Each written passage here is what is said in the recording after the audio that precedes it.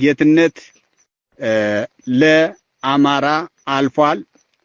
ለኢትዮጵያ ታሪክ አስገንዝቧል። እኔ ሞት አልልም። ዓለም አውቆታል፣ አገር አውቆታል። በትግሉ ባላማው ጸንቶ አልፏል። ይሄ አልሞተም።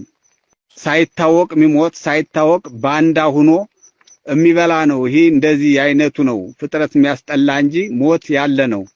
በታሪክ መሞት ሞት አይደለም።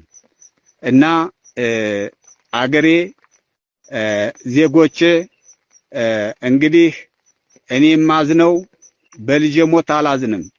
በአማራ ማንነቱን ኑሮውን ባለማወቁ ግን እንዲያው እስከመቼ እንዲህ ብሎ አጼ ምኒልክ አባታችን አድዋ ሲዘምቱ እናታችን እቴጌ ጣይቱ ጋር አውጀው ሂደው ወር አልፈጀባቸውም ድርቡሽን ድል ሲያደርጉ አድዋ።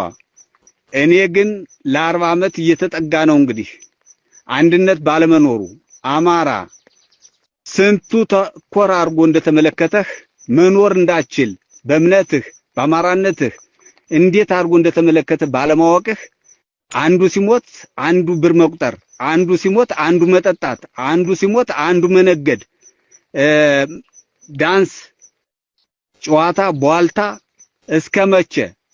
ይህን ቆም ብለህ የልጃችሁን ሞት ባንዳን ማስወገድ የልጃችሁ ሞት ስሜተኛ ሁናችሁ ሁላችሁም የጸሎት አባቶች ጸሎት አቅም ያላችሁ አርበኝነት ስሜት ያላችሁ በአርበኝነት ተነስታችሁ እንድታግዙ ይህን ትግል።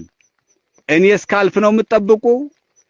ነገስ እኔ ሳልፍ ምን ልታገኙ እንደሆነ አስባችሁበተይ እኔ ሳለሁ የሆነ የአማራነት ስሜት ለውጥ እንድታሳዩኝ በጥብቅ በአማራነት ስሜትና በንጹሃን ደም አምላክ በልጆቼ ደም አምላክ በእምነትና በባንዲራው አምላክ ጥብቅ መልእክቴን አስተላልፋለሁ።